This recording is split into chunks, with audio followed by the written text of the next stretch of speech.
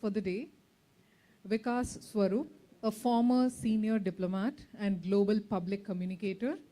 Ambassador Swarup brings a rare dual vision to fiction. His internationally acclaimed novels, beginning with Q&A, adapted as the Oscar-winning Slumdog Millionaire, blend geopolitical insight with human drama, demonstrating how fiction can reveal emotional and moral truths beyond diplomacy. Welcome, sir. We have Jinoy Jose, Associate Editor and Digital Editor at Frontline. Jinoy Jose is a journalist and filmmaker whose work spans politics, culture, and visual storytelling. His reporting and films explore how narrative, both factual and fictional, shapes public understanding in an age of images and immediacy.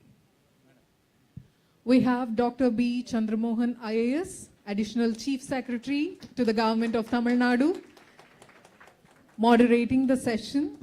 Sir is an IAS officer known for integrating technology, environmental responsibility, and social equity into governance. Welcome, sir. He represents lived public reality. His presence grounds the discussion in how narratives, fictional and otherwise, influence policy, development, and collective imagination. Over to you, sir. Thank you so much. A very good morning to each and every one of you.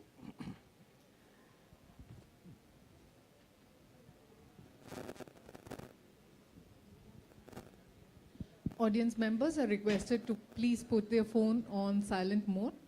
Thank you. A very good morning to each and every one of you. When we normally speak of truth and fiction, we always believe that truth is on one side and fiction is on another side. And we often think that they don't actually meet. But truth, as they say, is stranger than fiction. Now, more than ever, truth and fiction not only meet each other, but it's very often very difficult to understand and to recognize which is truth and which is fiction. Why is this important?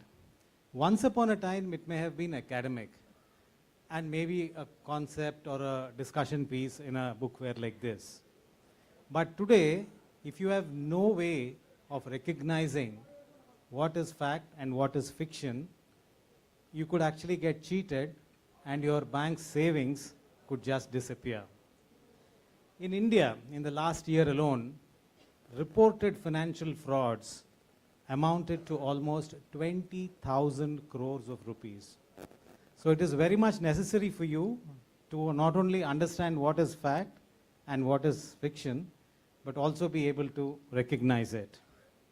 You have seen many stories before they have been proved wrong. Somebody has told you 500 rupees notes are going to be withdrawn. Go to the bank, exchange. Somebody comes with a medicine and says, this is a cure for blood cancer. Please go. This hospital is giving this medicine free of cost. And also, you see, a few days ago, there was this wonderful video of nobody but our Honorable Finance Minister. She was telling people to invest 22,000 rupees so that you could get 55,000 rupees every day. All of you know these are fakes and deep fakes. So let me start with a very blunt question. In this digital age, these financial frauds, what do you think they are?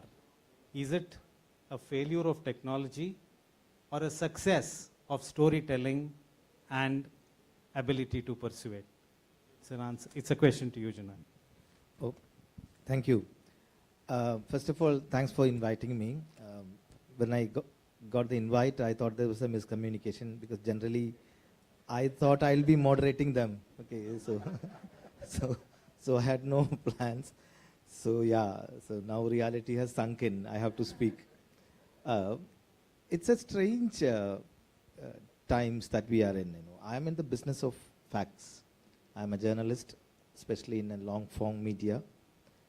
And I am doing journalism at a time when I'm dealing with facts at a time when fiction is traded as fact in most of the uh, departments, whether it is journalism or social media or whatever. So the lines between fact and fiction is blurred like never before. So it's the most difficult time to be in the department of facts, to be honest.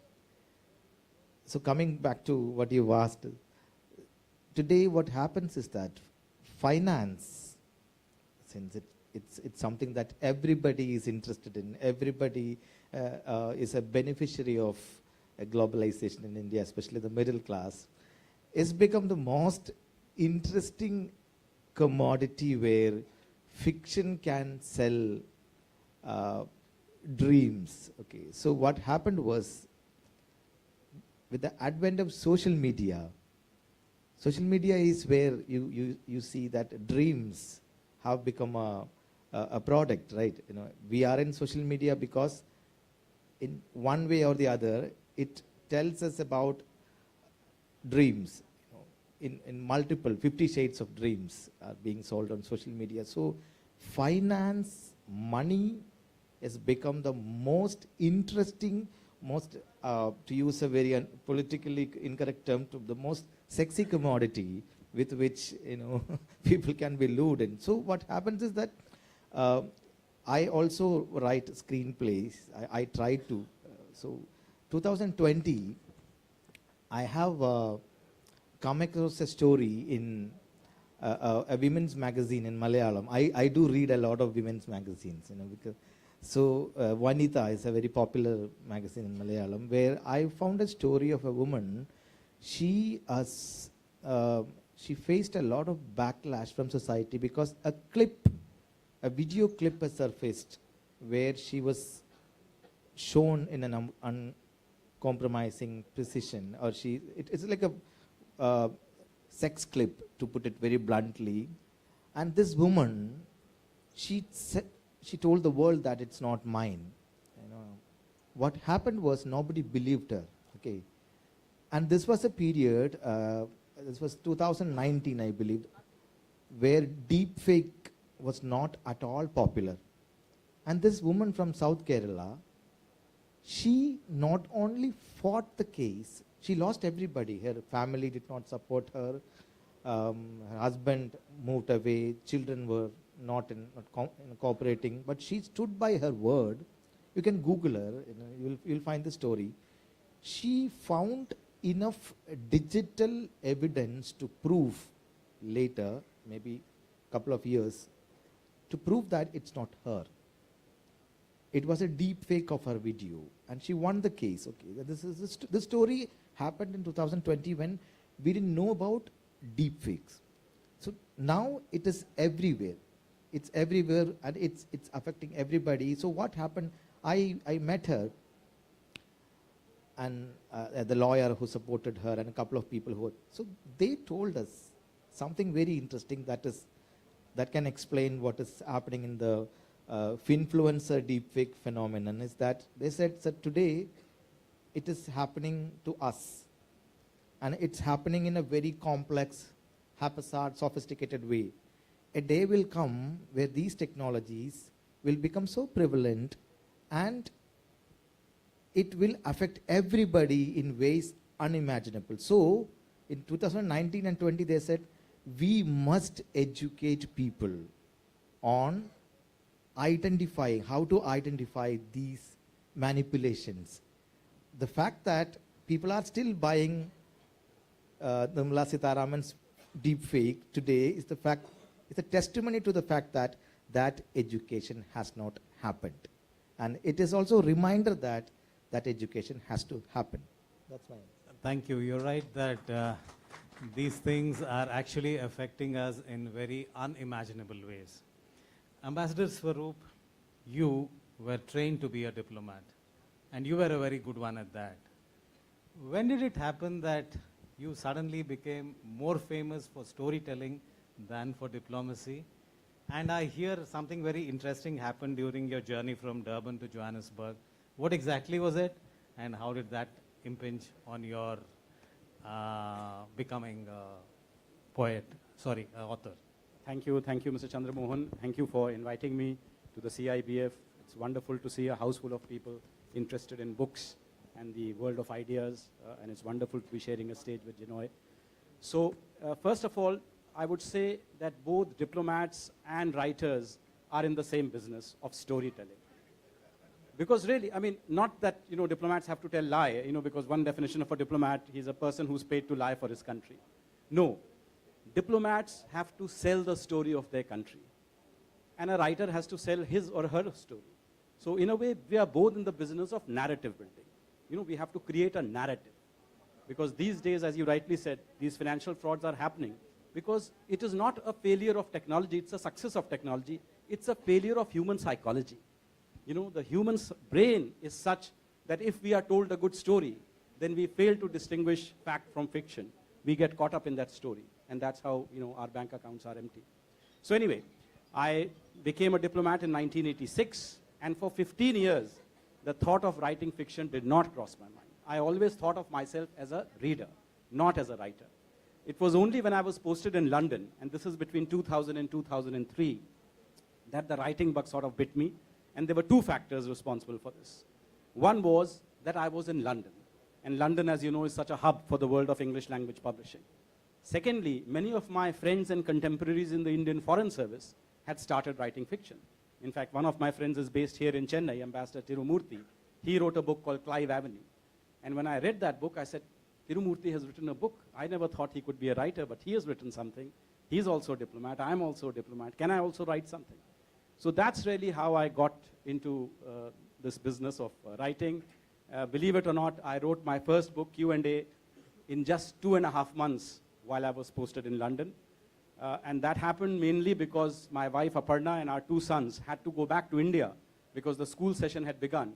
I was detained in London to handle the visit of Prime Minister Atal Bihari Vajpayee that was happening after 2.5 months. So it was in that space of those 2.5 months when I was all alone that I created this book. So, the normal saying is behind every successful man there is a woman. But a male chauvinist friend of mine said, behind your success there is an absent woman. But anyway, the question that you asked about what happened in Johannesburg today. So the point I'm making is that because, all of us are always shoehorned into a particular identity. When somebody looks at you, Mr. Chandra Mohan, they see you as a very successful administrator, as a very senior IAS officer. They do not understand that you could also be a poet or a musician or some kinds of a craftsman or whatever, because people see you in one particular identity. So I'll just narrate this short story. I was posted in South Africa at that time. Q&A had come out and had become quite big in South Africa. And I was traveling from Durban to Johannesburg. So as the plane was about to take off, I went inside and I took my seat. A little while later, a white South African came and took the seat next to me. Then as often happens between fellow travelers, he just turned to me and says, so what do you do? So I said, I'm the Deputy High Commissioner of India in South Africa. He says, my name is John, and I'm the owner of an IT company in Johannesburg. I said, fine. So plane takes off. Within 5 minutes of the plane taking off, he takes out something from his bag, and he starts reading it. And I casually looked at it. He's reading Q&A, my book. So anyway, I don't know whether he likes that book, doesn't like the book, so I keep quiet. I said, okay, let him read it. He's a reader. He's entitled to whatever he thinks about the book. Then after a little while, he realizes he's reading a book by an Indian, and there's an Indian sitting next to me. So he turns to me and he says, by the way, have you read this book? So I deadpanned. I said, actually, I wrote this book. So he says, no, seriously, have you read this book? I said, no, seriously, I wrote this book. He said, hang on. Just now you said you are the Deputy High Commissioner of India in South Africa. Now you are saying you wrote this book. Next you will say you are Muhammad Ali. Make up your mind, man. So I said, no, if you don't believe me, you can go to the last page and there's a photograph of me. So he goes to the last page, he looks at my photograph, and you know how these publishers, they make the author more handsome than he actually is in those photographs. He says, no, this doesn't look like you. So I had to actually show him my boarding pass and my visiting card for him to realize that he is sitting next to the guy who wrote this book. And then, of course, he says, oh, this is a story for my grandchildren, can I have your autograph, etc. But the point I'm making is, it is difficult for people to believe that, a senior diplomat could also be a best-selling author. So thank you so much. We now understand how come you wrote such a wonderful book in such a short time, and all the credit must go to your wife who was not present. Absolutely. Another important thing that you made is that you connected your diplomacy with writing and said, we are in the business of selling stories. But with you, I think there is a lot of tension because as a journalist, you are supposed to stick to facts, verify them.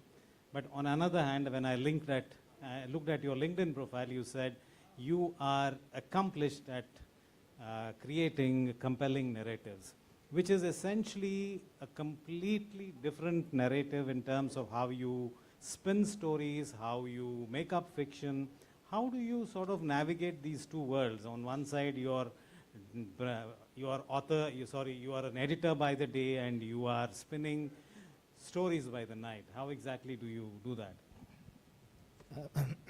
Before that, to add to what he said about strange vacations, you must have heard of the story of Jawaharlal Nehru visiting a mental asylum. Have you heard of it? No. Then I can tell you. So this is maybe a story. So Nehru visits this asylum and meets someone, and tells him. Then this man asks Nehru, "Who are you?" Then Nehru said, "I'm Jawaharlal Nehru." Then this guy says, "In the first few months, everyone will say that. It will be fine, you know." I said, so these are strange vacations. Yeah, coming back to the question, I write. I'm a budding screenwriter, so it's a different kind of job, vocation, I would say.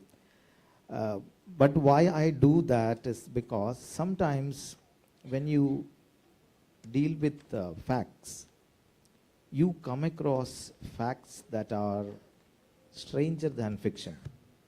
I'll give you an example. It's not a,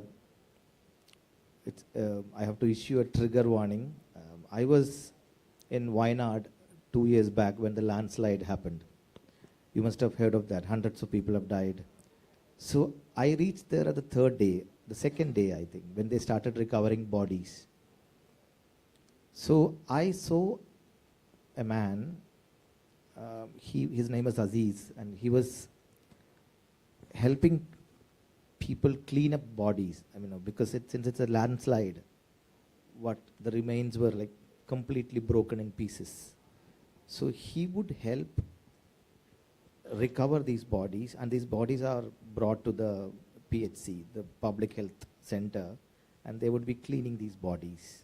So this man is a volunteer. He's not a trained government professional or anybody, but he's a volunteer. He has some experience in such activities. So he would come and he would help clean up these bodies.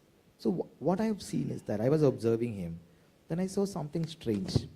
This man will tell everybody, "Hey, let's go for a cup of tea. I haven't had anything today, so will you join me?" Then he will take people, he will drink coffee or tea or a bun, then he'll come back. So for a second I thought, what is this? What kind of a person is he? Then I went and asked him, "Why do you do this?" Then he looked at me and said, he was slightly flabbergasted at the fact that I have noticed this. He said, "Okay, since you've noticed it, I have to tell you something. Look at all those people who are standing." Then I looked at, there are a lot of people. They're all people who have lost their loved ones. And their bodies have not been found yet. And they haven't eaten anything in the past, maybe 48 hours or whatever. So I have noticed this. So what I do is that I go to them, I pretend that I haven't taken anything. Then I'll take them to the counter and I'll have tea while I'll force them to eat. And they can't say no to me because they see me working here. So I force them to take a bun or a coffee or a cup of coffee.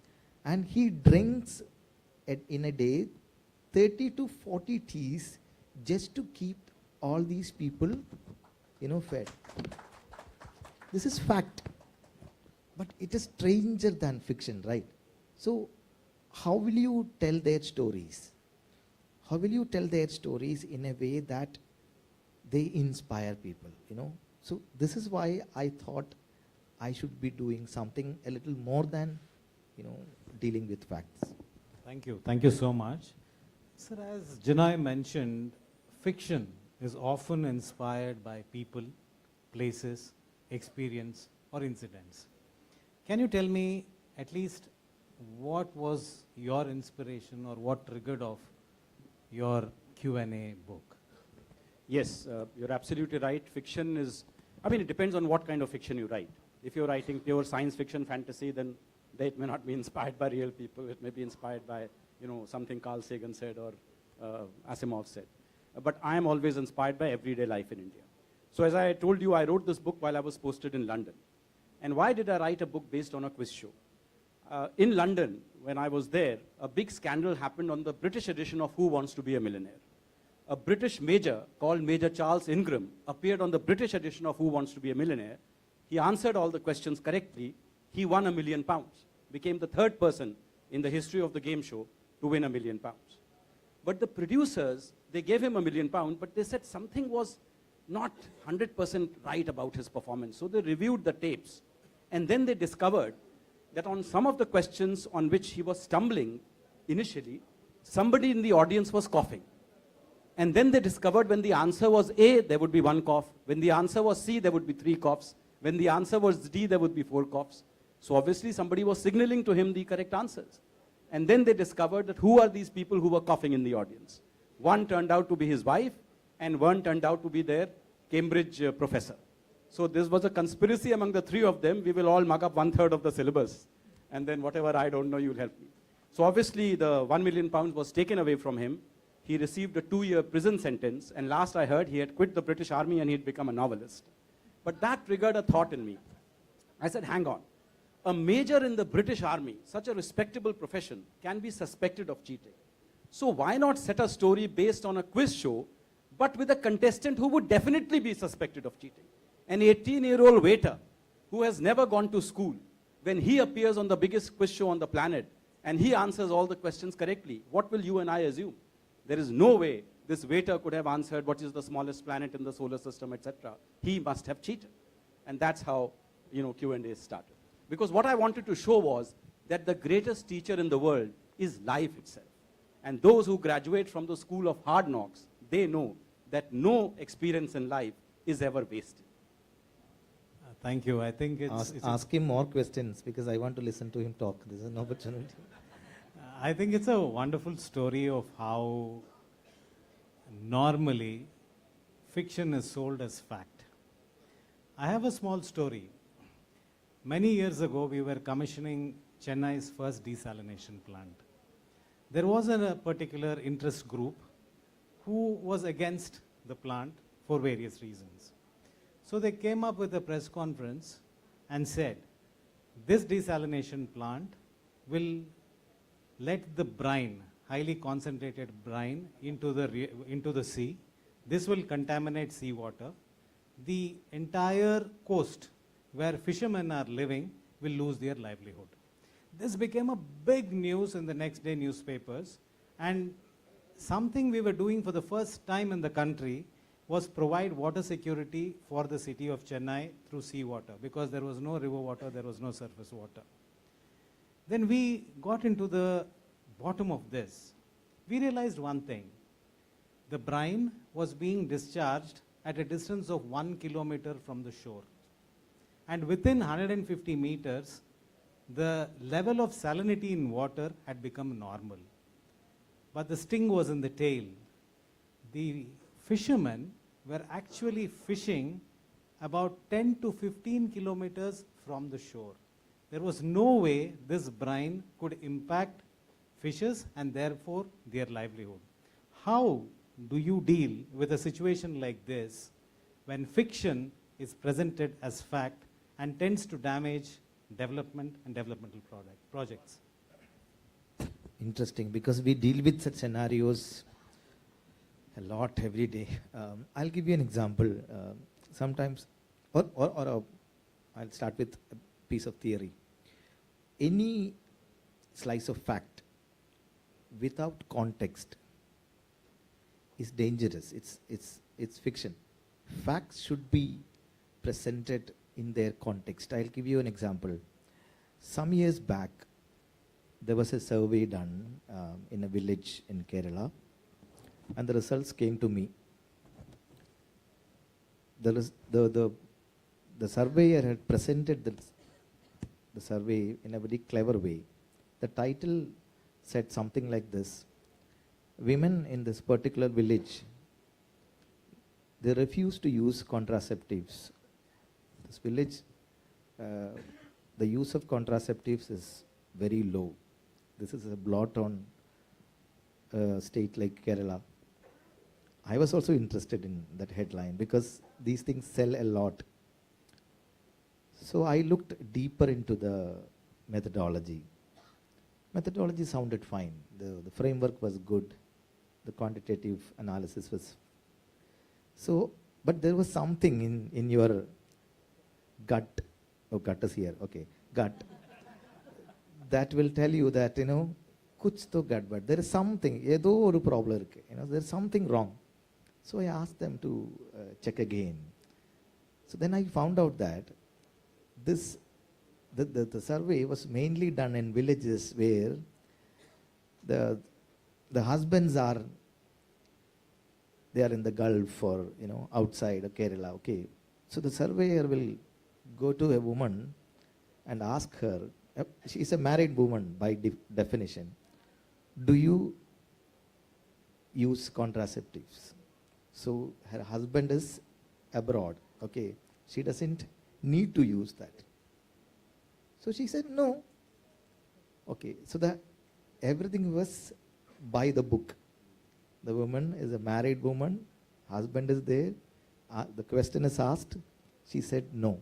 So now they come back and say that, okay, these women are not using contraceptives, which is going to be a major problem in Kerala's whatever, reproductive health, this and that. But the context was missing, right? So sometimes what is presented to us as fact minus the context will become a dangerous cocktail that can trigger polarization, that can even influence policy. So economist Jayati Ghosh once, she used to write a column for Frontline. So she once told me, data or fact without context is rubbish. What we have to bring in to the debate today is the fact that we have to factor in context when we deal with facts. Very nice. I think facts without context can become fiction. That's very nice. Recently, we had this experience with the CIBF 2026. In fact, a very famous daily wrote a wonderful article in the newspaper that CIBF 2026 is doing very well and a lot of good panel discussions are being held and everything. And just adjacent to it was another story which said the fair is very bad, it is full of glitches, people who are coming to the fair are going around without knowing where to go. They were talking about another event which is happening during the same time, but just keeping both of them together made people feel as if it is the same thing that they were talking about. So absolutely, I think content without context can be disastrous. Now, just one question to you, Ambassador. Your debut novel, Q&A, became the Oscar-winning Slumdog Millionaire.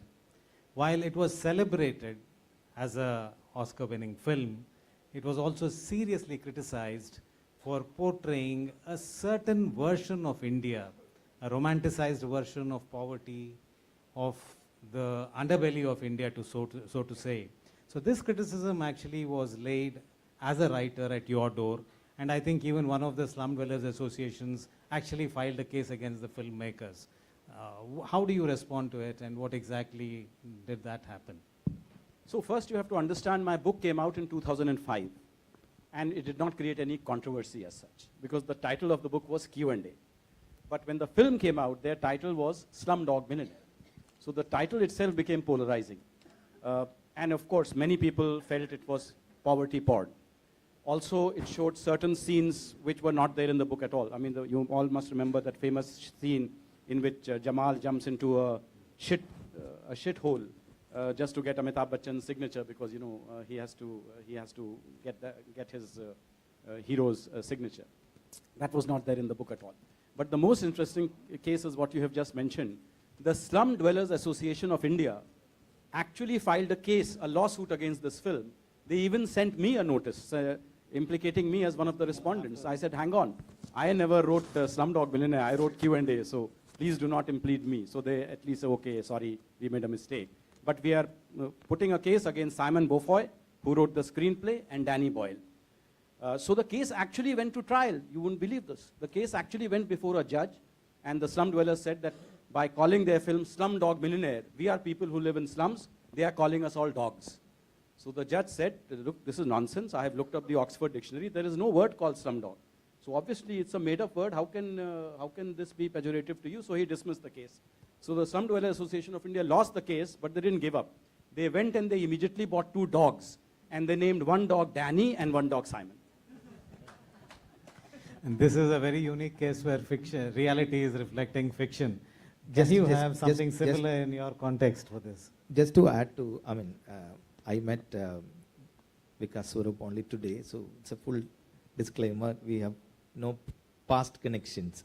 But I was telling him, Slumdog Millionaire, or his book Q&A, is one of the very few popular works in India where an underdog story is told. If you read a few novels, popular novels today, or Bollywood especially, there are not many stories where the underdog is featured. Even when they portray an underdog, that is so Bollywoodized. Recently I was watching a film which is really, really praised by everybody for its depiction of underdog. You all know the film I'm talking about. But what happened was, when I was watching that film, and when I was watching it, there is a scene in which a Dalit boy, a poor Dalit boy, he cracks a government exam to become a cop. Okay, he comes back and tells his mother, okay, I have cracked it. Now let's rebuild this house. Let's make a new one, Mama. And Mama is saying, yeah, beta. So when I was watching it, and I was looking at it, and I think, what rubbish is this? This is not how the poor behaves. The poor person will behave just like any other person in this country. He'll come back and say, I've cracked it. Mama will say, okay, that's fine. Let's go for maybe a coffee, that's it. So the rich people, the elite in the country, they don't want you to believe that you are like them. Okay, so here the fiction that is created on behalf of the poor is reaffirming a different kind of distinction between the poor and the rich. In his work, I did not see that, and there are not many films or fiction products where this distinction is vanishing. We have to have a movement where the underdog stories have to be featured the way they are, so that this synthetic way with which the elites, especially the Bollywood and big publishers, look at underdog lives should end. So yeah, that's.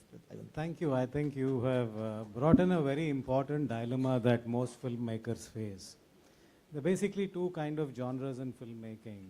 One is a group of filmmakers who sell dreams.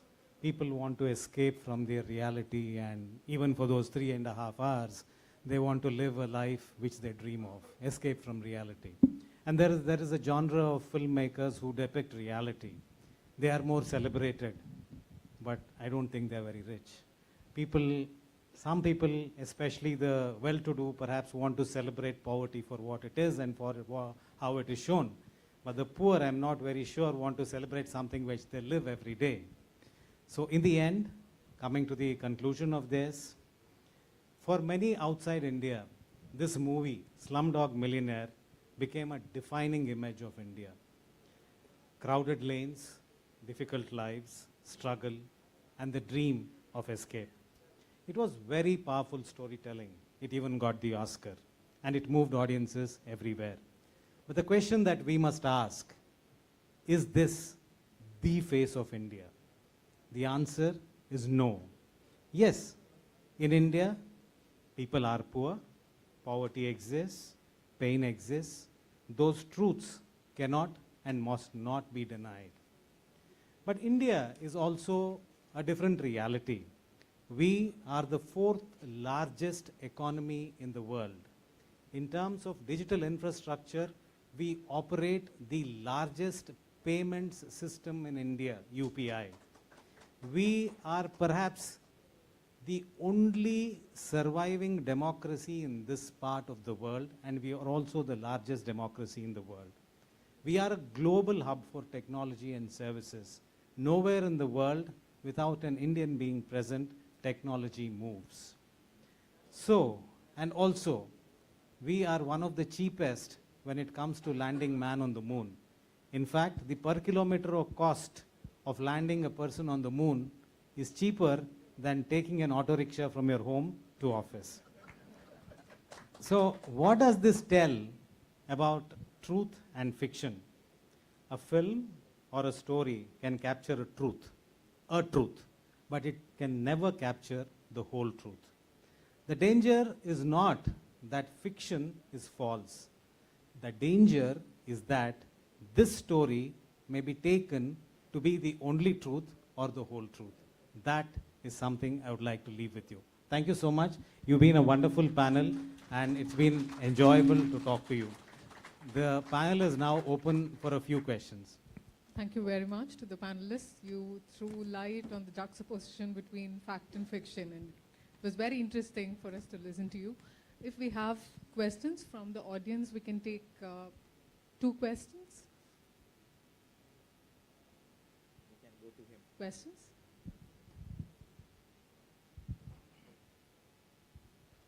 It was said that if the audience doesn't ask any questions, either they are convinced or confused. So, but somebody is asking the question, so it's neither, and that's a good thing. Thank you, sir. It's a nice discussion. My question is to Vikas, sir. Sir, your Q&A I have read. It's one of the wonderful book. Okay, I am a reader as well as the avid quiz master as well as conducting quizzes. So the first book that is the main theme as a quiz, you have written that book. So to my knowledge, I never thought that it will become a so popular book and it will made a Oscar also. So have you ever read any book before that in the world literature? Have you heard that it is either knowledge or quiz based things that can be made as a fiction? No, I think I had not read any book which was based on a quiz show. So in fact, when I was writing this, I knew that I was onto a unique theme. In the sense, I am revealing the private life of my protagonist through the public medium of a quiz show, which had never been done before. But the second part of your question is very true. When I was writing it, I had no expectations of success at all.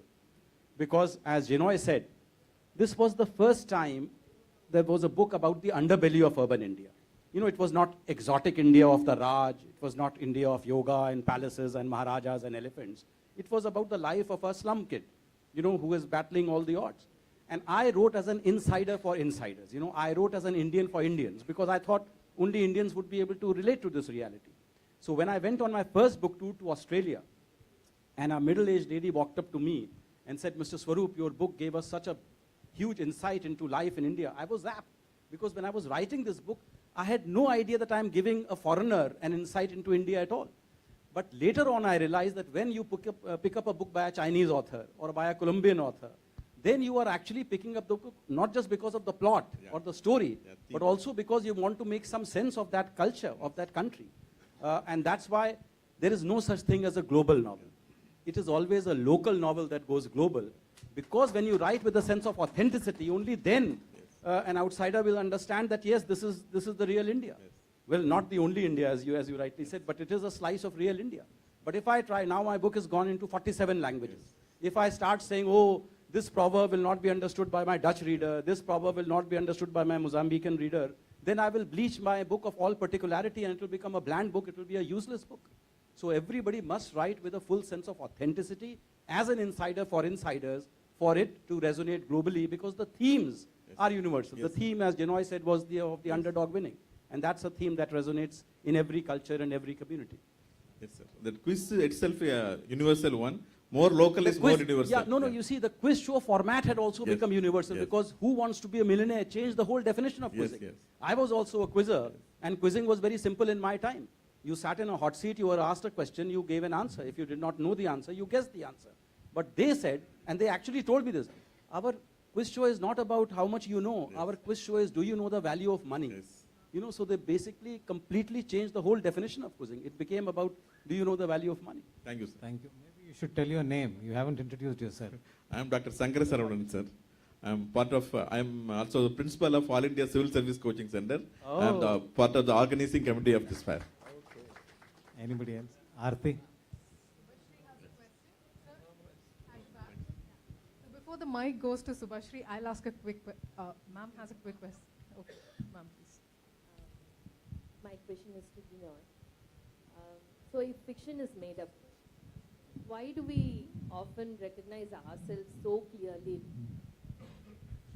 Why do we connect ourselves so clearly? We know fiction is made up, but why do we connect so easily with fiction rather than non-fiction? Yeah, even I am a big fiction fan, so in fiction, fiction works like a mirror. You know, it is not just a living room mirror. Fiction is like a bathroom mirror, you know, where you see yourself in unmentionable ways. You know, you are naked, okay. So and you see all your scars, you know, all the blemishes. So that is why, even though it is made up, it connects with you. Thank you. One last question, madam. This question is also to Jinai. Thank you for the very enjoyable session, all the panelists. So, Jinai, you said that when you were talking about the experience in the film where he cracks an exam and you were saying that it is not typical of a person from a poor background to react in that way. I was thinking that it's also the role of the fiction does depict reality very much, but it's also got a role to transcend and move further and imagine things in a way that don't exist at the moment, right? So it could be that that was for a purpose that person was put in that thing. Why do you object to something like that? It's simple, because I think I have that agency to say that, because I come from a very poor background. I was a newspaper boy for 7 years.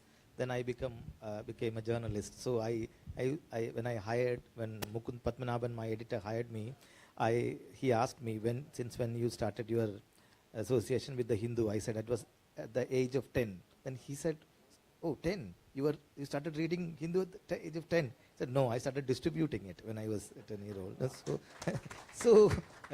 So I have seen this happening in mass media, especially in movies, where the rich portrayal of the poor has all kinds of colorful biases. I can call it the Lapata lady syndrome. You know, when Mumbai looks at Indian villages, when the English educated, the upper class people, when they look at the poor, they don't want to think that, oh, they are just like us. That will kill the years of privilege. So what they do is that, oh my God, poor people, they are so poor. We need to do something for them. We need to we need to portray their angst and agonies and all. Come on, we don't want that. Just let us be. But that's what some of these, I'm not saying all the fiction work do that, but some of them, especially the popular ones, they have this very colorful bias, which is so sickening to see as someone who's been on the other side. Now I don't claim that I'm poor, I'm underpaid maybe, but I'm not poor. But when I see this, more often I feel the need to say this out loud somewhere. Because people who are on the other side, they are busy making an ends meet. So they don't have the vocabulary, the dictionary to come back and tell you this. So that is why I have said this. So that it's just like when somebody writes about such things next time, they'll think of it. That's all, nothing else. If I may just add to what, I think the difference really comes from the viewpoint, as Jinoy said. Do you have the viewpoint of sympathy or do you have the viewpoint of empathy? In sympathy, we are looking down and trying to externalize their feelings through your lens. But in empathy, you are becoming them. When I wrote Q&A, that's what I became Ram Mohammed Thomas. And I said, I'm looking at the world as he would look at it, you know, without my biases. I mean, to the extent that you can get rid of your biases. So I think that is very important. Thank you. Thank you. Thank you so much. Thank you very, very much, the panelists. It was an interesting session. It's now time to honor the panelists. I request Dr. M. Aarti, the Managing Director, Tamil Nadu Textbook Corporation and Educational Services, to kindly felicitate the panelists for today. Ambassador Swaroop, Additional Chief Secretary to the Government of Tamil Nadu, Dr. B. Chandramohan, and Jinoy Jose, Senior Journalist. Thank you, ma'am. I request you to stay back on stage for a group photograph. Audience members, please remain seated for the next panel discussion. We will begin the final panel discussion of the fair in a few minutes. We request your patience. Thank you.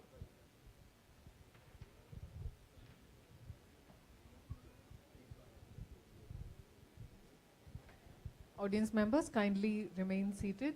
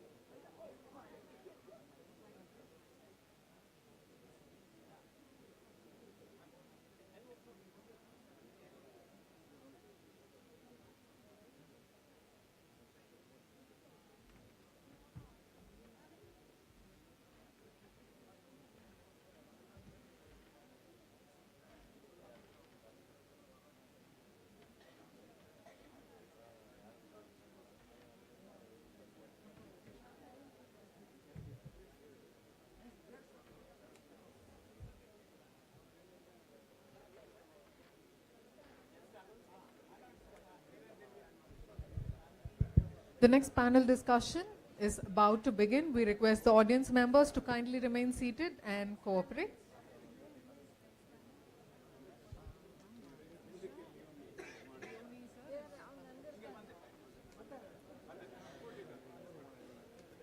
The final session, the final panel discussion of the book fair is entitled The Tamil Voice, Echo or Explosion.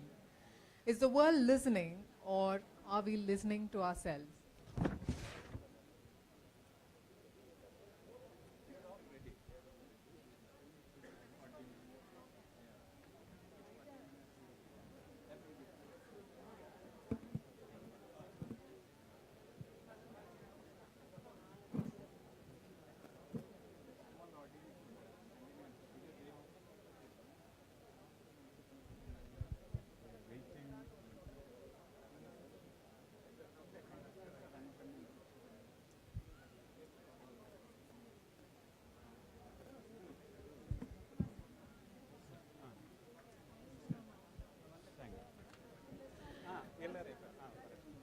The panelists are here. We request the audience members to kindly remain seated and make way for the panelists.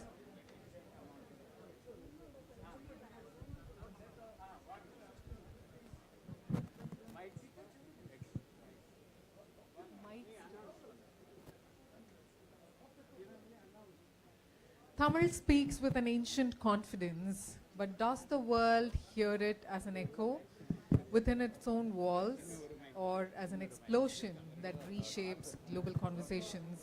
This session examines how Tamil travels across borders, languages, power structures, and publics, and asks whether translation, politics, and performance amplify its voice or contain it.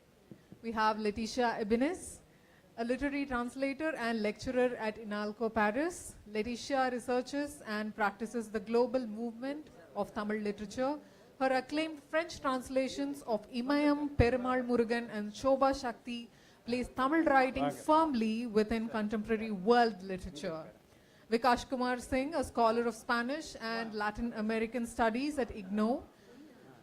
He works across continents and languages. His translations from Periyar's writings to Inca drama and Indian poetry into Spanish demonstrate how Indian voices resonate with Latin American and European literary traditions. Tamazhi Thangapandian, poet, academic, and member of parliament from South Chennai. She brings the force of Tamil literary expression into public life. With 29 books and a strong political voice, she embodies Tamil as both cultural inheritance and contemporary assertion. Dindikal I. Leone, a legendary Pattimandram speaker, educator, and cultural communicator, he has shaped how Tamil speaks to the masses through debate, television, humor, and pedagogy, ensuring the language is heard not only globally but deeply at home. I hand over the session to the moderator. Sir.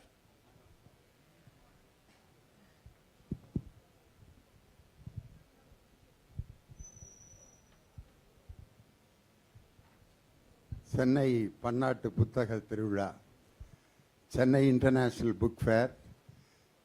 This is the last panel discussion, I think. The Tamil voice is echo or explosion. The Tamil voice is, what are the Tamil voices? I would like to sing a song about the Tamil voice.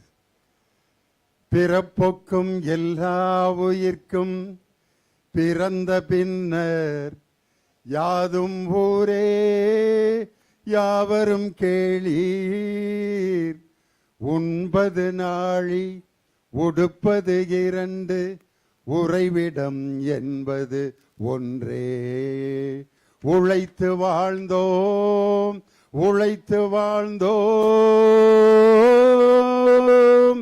தீதும் நன்றும் பிறர் தரவாராயெனும் நம் மொழியே நம் பொன்னொழியாம் போரை புறம் தள்ளி பொருளை பொதுவாக்கவே அறிவு வழி காட்டும் அன்பு மொழியாம் செம்மொழியான Tamil மொழியாம் செம்மொழியான Tamil மொழியாம். Tamil voice, whether it's men's voice or women's voice. Women's voice is very notable.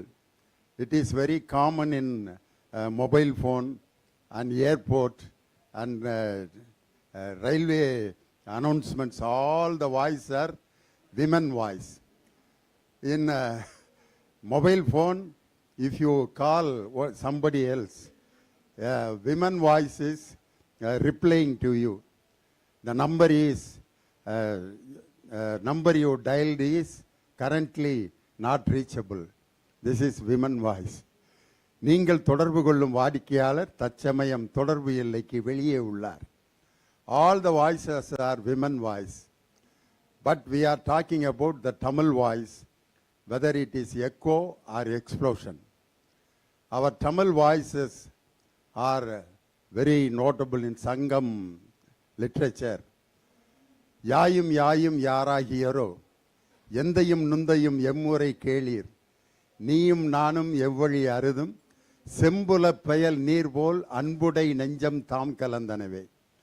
This செம்புல Peyal நீர் போல் அன்புடை நெஞ்சம் தாம் கலந்தனவே. The phrase is was taken by one famous foreign author. that is Red Soil in the Rain. That novel is very popular in throughout the world. But the origin is our Tamil literature. Sembula Peyal Neerpol Anbudai Nenjam Tham Kalandana. I am referring our Thomas Hitochi. He is translating our Tirukural in English. And last CIBF, he sang a song about Tirukural before the CM. Our CM was appreciating our Thomas Hitochi. 46 years he learned Tamil in our Madurai. அதனால் Madurai language வந்து நம்ம Thomas ஹிட்டோச்சி ரொம்ப அழகாக பேசினார். வாங்க சொல்கிறோம்ல, வர்றோம்ல, பேசுகிறோம்ல, நாங்கள் தமிழ் படிப்போம்ல அப்படின்னார். உண்மையிலே அவர் இந்த மதுரை ஸ்லாங்கோடு அவர் கலந்துருக்கிறது வந்து தமிழ் வந்து எவ்வளவு பாப்புலர் அப்படிங்கிறத அவர் ஒரு திருக்குறள் போன தடவை பாடினார். விரைந்து தொழில் கேட்கும் ஞாலம் நிறைந்தினிது சொலல் வளார் பெரின். அதை வந்து மியூசிக்கோட பாடினார். விரைந்து தொழில் கேட்கும் ஞாலம், விரைந்து தொழில் கேட்கும் ஞாலம் நிறைந்தினிது நிறைந்தினிது சொலல் வளார் பெரின். The same English translation he also sang last year. One who has sweetness in words, the world rushes to him. That is the translation for this Tirukural. Therefore, this is a very lovely discussion. Our famous Tamalachi Tangapandian, he is a very good orator. He is in the parliament. After C.N. Annadurai, he took that place in the parliament. Very good orator and writer and a poet. In this panel discussion, I welcome him, welcome her on all behalf of you.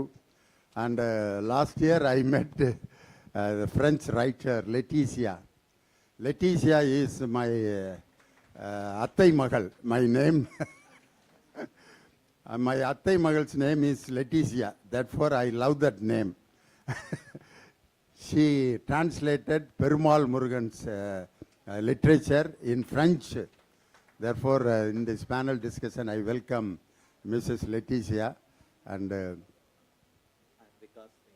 Vikas Singh for this panel discussion. I am the moderator. All the audience, I welcome all the audience in this panel discussion. Tamil voice is echo or explosion. I want that Laetitia's idea further. அனைவருக்கும் வணக்கம். So இங்கே இருப்பது உங்ககிட்ட பேசுறது எனக்கு ரொம்ப பெருமையாகவும் சந்தோஷமாகவும் இருக்கு. I will continue in English because it will be easier for me first. So I wanted to start with something, with some comparison, because languages are pretty much like human beings, so they are all equal in dignity, but they are unequally treated. And it comes dramatic when we see literary circulations across the globe. Take the example of modern Tamil. It has been nourishing itself since the mid-19th century with translations, and the process still continues today. But it started exporting modern texts just from the 90s onwards, and first to English and then to other languages, thanks to the unending efforts of few publishers who are there in the third floor working with other publishers to expand Tamil literature. And yes, there is a profound inequality between languages, but maybe the situation could change, because we saw that Banu Mushnak Madam, who was with us today, she won the International Booker this year. Gitanjali Shri won the International Booker in 22, I think. And Namme Perumal Murugan was in the long list of the International Booker. So a door may be open for the less translated languages to enter the global literary canon. And it doesn't mean that it has become easy for foreign publishers to translate from Tamil or other languages, but a door is open and we shouldn't miss the opportunity.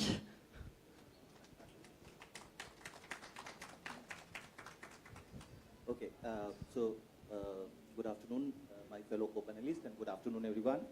I'm Vikas Singh, and I'm here speaking as a minority in the sense that I do not speak Tamil. I have translated Periya's thoughts into Tamil. However, this is the publication, all thanks to the Tamil Nadu Textbook Corporation and the coordination of Dr. Mini Krishnan, and wonderful translations we got from Dr. Meera Kandaswamy in English. We were able to carry out this translation, this 300 odd pages of Periya's thoughts into Spanish. So at the outset, I just wanted to congratulate, when we talk about Spanish edition, you look at the Tamil literature into translation, there is not much that is available. And I'm very happy to note that, my co-panelist, Leticia, she is doing an extraordinary work in translating, Tamil literature into French. There is a long divide. Forget about, in the international arena, even between the North and South, there is hardly any good translation available. And I'm happy to note that in this 2026, there are around 150 or more than 150 publishers from all over the world who are participating and who have shown tremendous, interest in translating Tamil literature into their respective languages. So let me give you a brief overview of the Spanish translation of Periya's. We are talking about, a translation. I would say that it is not just a translation. We are talking about a beacon, a torch of, hope, lightning way to over 550 million Spanish speakers. As you all know, that Spanish is spoken in 21 countries, and it is the second most spoken languages. Approximately 7.5% of the global population speaks this language. And because of this translation, because of the efforts that that has made possible because of the coordination of the Tamil Nadu Book Corporation, now a vast audience has this opportunity to read Periya's thoughts into Spanish, Periya's revolutionary ideas, which are, I believe, which are as relevant, in Buenos Aires, in Argentina, Bogota, Colombia, in the south, and Madrid, as they are and continue to be in Tamil Nadu and across India. So this is just, a wonderful work. But when we talk about, this question that you asked, whether this Tamil voice is an echo or explosion, as a teacher, I teach Latin American studies. When you look at the word echo, I was looking at the definition of this word echo, and found, that this word echo suggests repetition, derivation, and belatedness. The word explosion, it gave me synonyms like rupture, excess, and irreversibility. So as a translator of Periya's work in Spanish, I believe, that is my opinion, that Tamil does not arrive in the world as an echo of dominant languages, but as a reconfiguration of categories which are ethical, social, and political. And in case of Periyar, in my opinion, Tamil is not merely expressive, but interventionist. And why do I say that? Because through Periyar's work, we see that Tamil is not asking to be heard. It interrupts. And you know, if you look at, Periya's work, we have, in this book, we have translated the kind of language he uses, the Tamil, is not, I would say, descriptive. It is rather diagnostic and confrontational. So how do you, as a translator, how do you translate it? So my role as a translator was not to make him palatable. I tried to, translate it, make him legible, but without dilution. So this is where I believe that Tamil becomes an explosion and not so much an echo. Yeah, thank you. Madam. Thank you very much. I would like to just open up with congratulations for having translated our iconic leader, Tandai Periyar, to Spanish readers. That's a wonderful contribution. And of course, the way you had expressed the difference between an echo and an explosion, it really makes me to think a lot about those two terms, both as a creative writer as well as a translator. And also, very happy to meet you. I'm just meeting you for the first time, yes. And coming to the remarks made by Professor, or you a professor, or Mr.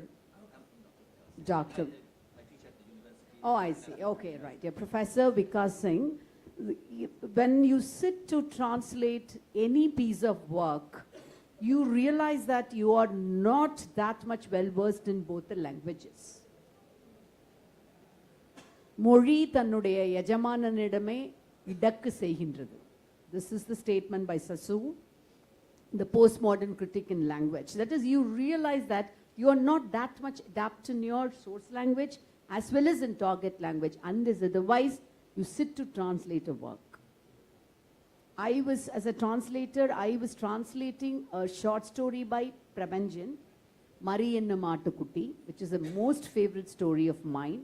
And I thought, as a professor of English and to an extent one who writes in Tamil, I'm basically a Tamil poet who writes in Tamil my poems and short stories, specifically in my village dialect, which is a Karisal dialect.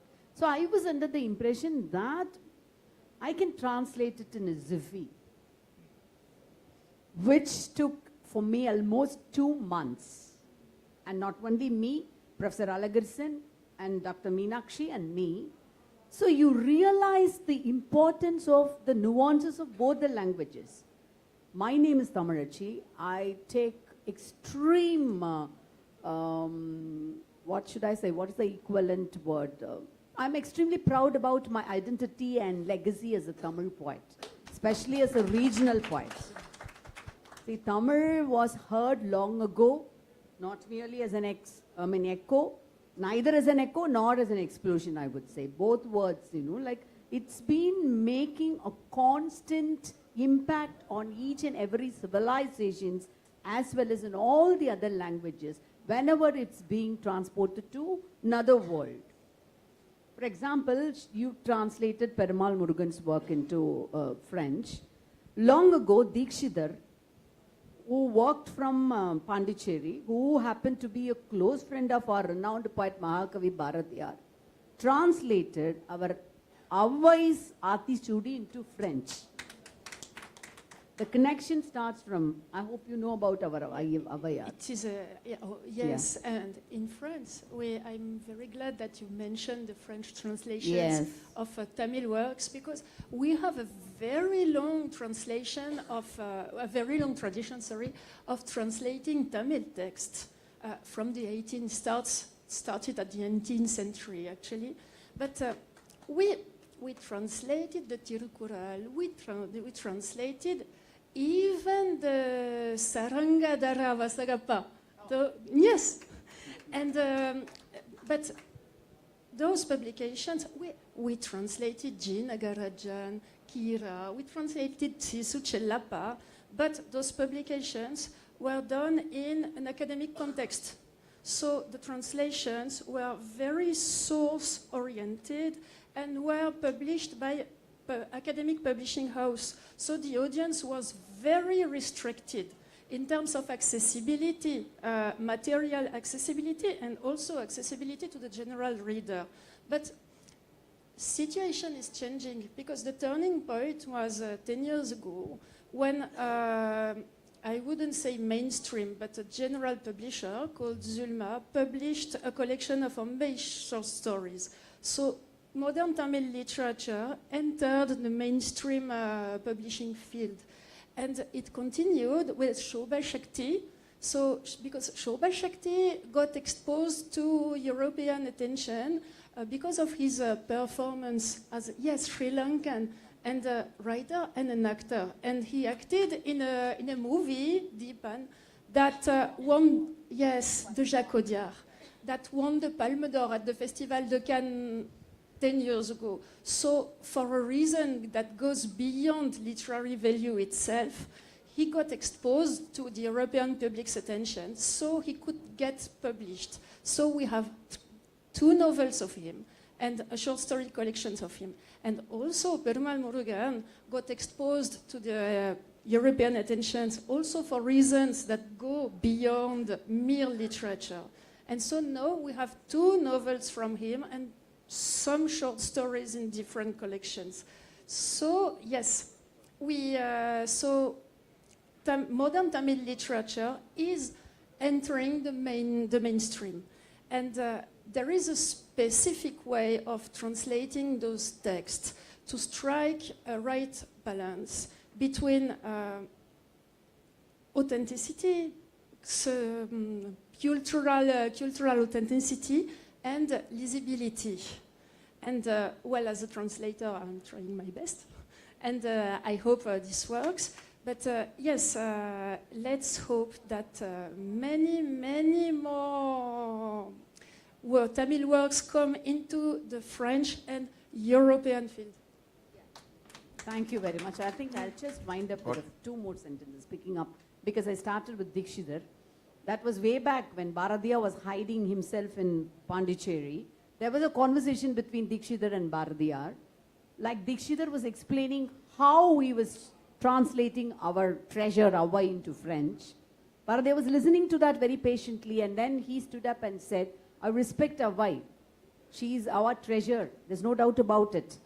But we need to translate her, or either we need to write something on par with Avai's Aatichudi, which is more suitable to the contemporary Tamil sensibility.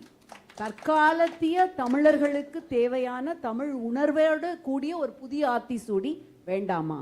That's where I feel that. உடனே அவர் அப்படி எந்திரிச்சு போய் எழுதினது தான் புதிய Aathichoodi. So from, like translation, we try to translate all the old classics. As you said, these are all modern. G. Nagarajan, Sisu Sellappa, நவீன எழுத்தாளர்கள் எல்லாரையும் சொல்லியிருக்கிறீங்க.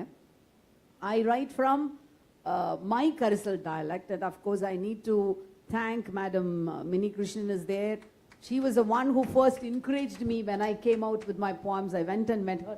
That was, I think, 10 years ago, ma'am, with my poems. So the problems we as dialectical writers, regional writers, there is a hesitancy to bring our works into the European arena or the Western literature, because they concentrate on the, like the mainstream narratives, because, and unless otherwise you have textbook society like this, or publishers like encourages who pick up somebody from writing in the corner of southern village and then making her work to be seen to the international audience. That's a very, very encouraging thing, but that needs to be focused all the more. This is my main point. I have also another wonderful translator who's sitting here, Shubha Desigan, who has translated Kira's Kobalapuram Gramam into English, which is actually a wonderful work. So my main point here is Tamil, that it has its own rich tradition and legacy, but unless otherwise you take that to the foreign readers. Like had Bharadiyar had a translator or editor like Tagore's. Tagore had WB Yeats. Had a Bharadiyar had an editor or a translator like Yeats, definitely a Bharadiyar had won Nobel Prize for Literature. So that way, translation and then bridging cultures through translation plays a very important role. So I think our moderator will take the discussion into the next stage, that how can we project Tamil into more other areas of European literary scenario. Thank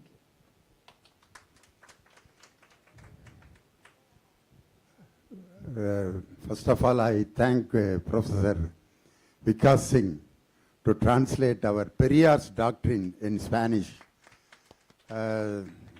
This leads to the Periyar's portrait was inaugurated and opened by our Chief Minister at Oxford University.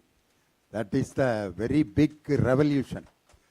Periyar's portrait was inaugurated by our Chief Minister in Oxford University. And then, on behalf of our textbook corporation, Periyar's doctrines are translated 17 languages. We are translating 17 languages. We are yet to translate for 15 languages. Totally 27 languages, the Periyar's doctrines are going to be translated. That is the first explosion started by G.U. Pope. He translated Tiruvasagam into English. That is the first explosion. And then Caldwell translated Tirukural into English. That is the second explosion. Therefore, Tamil voice is not an echo. We are not talking ourselves. It is going beyond the world. Tamil is going beyond the world because the Tamil is the oldest language. It has its பழமை, இனிமை, சுவை, இன்னும் மக்கள் எல்லோரும் ரசிக்கக்கூடிய அனைத்து சுவைகளும் இயல், இசை, நாடகம் என்ற 3 சுவையும், அறம், பொருள், இன்பம் என்ற அந்த 3 சுவையும், முக்கனிகள் மா, பலா, வாழை என்ற 3 கனிகளும், இப்படி 3 பிரிக்கப்பட்ட இந்த அழகான தமிழ் உலகெங்கும் பரவக்கூடிய ஒரு எக்ஸ்ப்ளோஷனாக இந்த CIBF ஒரு பெரிய turning point. It is going to be a turning point. Tamil voice should be an explosion. It is not only an explosion, it is an examination. It is going to be a evolution. It is not an explosion. It is going to be a evolution. For that evolution, the CIBF is going to be a turning point. On behalf of all the delegates, I thank our CM to come out from his for the valedictory function and have made an announcement equal to Sahitya Academy. He made an announcement on the Semmoli Ilakkiya Virudu. On behalf of all the delegates, I must thank to the Chief Minister of Tamil Nadu. Let us conclude this session by this. Anything you want to say, Professor?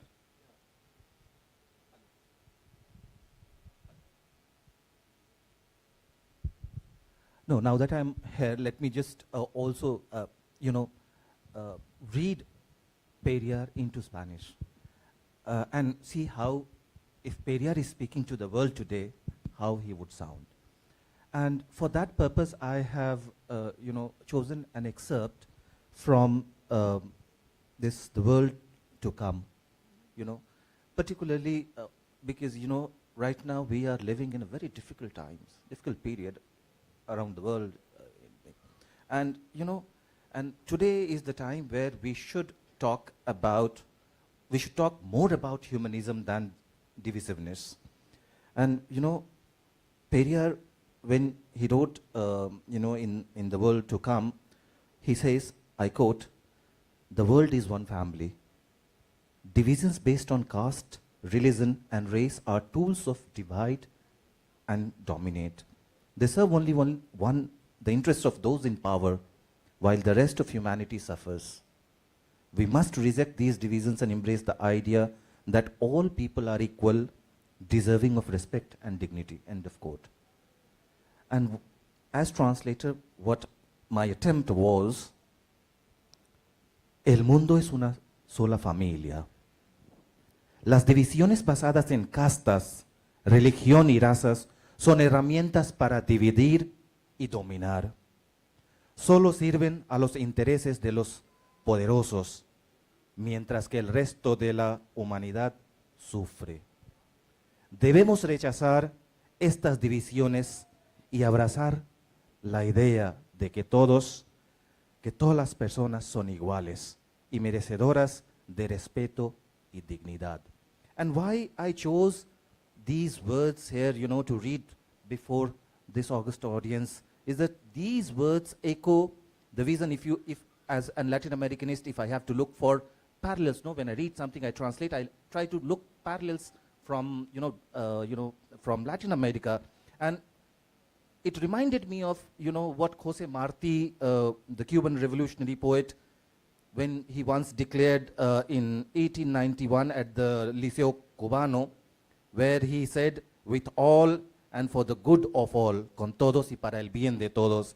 And this idea of Marti in a world where human dignity transcended divisions of race and class is what we found, a sentiment we find in Periyar, and he championed this idea throughout his life, and I thought this would be, the right occasion to remember Periyar, to remember his thoughts, particularly his idea of humanism over divisiveness. Thank you so much. Thank you all of you. Thank you. Our heartfelt thanks to all the panelists for sharing their insights. Do we have questions from the audience? Thomas has one. I want to make, there's a beautiful thread that I've heard here, with Aatachudi being translated into French, and Bharadiyar being inspired to write his Pudi Aatachudi. In there he says, Vedipura Pese, explode in speech. And that's not just the explosion here, but that's also the intervention that you're speaking about with Periyar. And so to hear, because I also translate from Spanish, to hear Periyar explode in Spanish was an extraordinary event today. Thank you very much. Thank you so much. Thank you. One more question? We have time for one more question. All right. Okay. So we will conclude the session now. Again, many thanks to all the panelists, esteemed panelists who have shared their insights. I request Annette Michael, Orlando Furlag to kindly felicitate the esteemed panelists. Annette Michael. To Letitia Venice. Vikash Kumar Singh.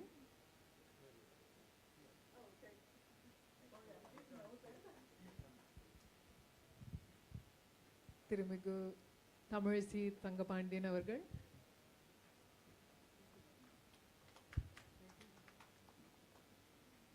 Ayya Dindikkal Leoni avargal.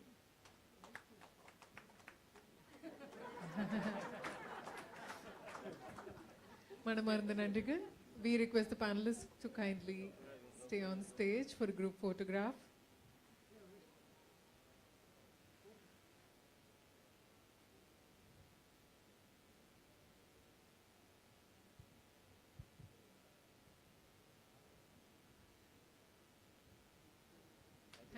Thank you very much. We will now break for lunch. Many thanks to all the members of the audience for being patient and enthusiastic.